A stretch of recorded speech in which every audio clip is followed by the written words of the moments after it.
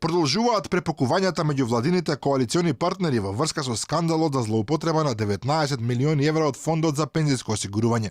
Координаторот на партнерската група на ДУИ Артан Груби ја посочи министерката Мила Царовска како најодговорна во случајот, со појаснување дека таа веќе 2 години раководи со Министерството за труд и социјална политика, и ако биле направени погрешни трансфери во пензискиот фонд, тие се направени во нејзино време.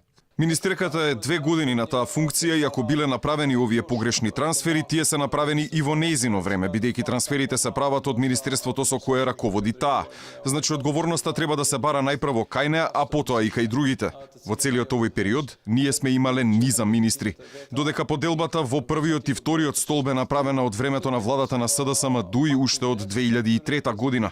Затоа сакам да кажам, ако има било какви докази, таа требала да се обрати во обвинителството и кај надлежните органи, а не на пресконференција.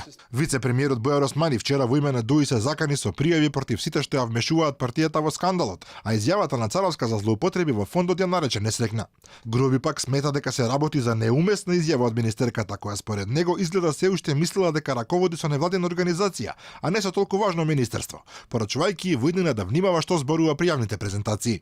За опозицијата целиот скандал е всушност измислен со цел да се покрие фактот дека се намалуваат пензиите, но во експертската јавност се повеќе се говори дека односите меѓу коалиционите партнери навистина се затегнати и тоа поради многу причини, а дека СДСМ го искористила моментот за да ги дисциплинира своите албански сојузници. Од друга страна, формално се сугерира дека проблеми во коалицијата нема и дека сите заедно се фокусирани на европските перспективи.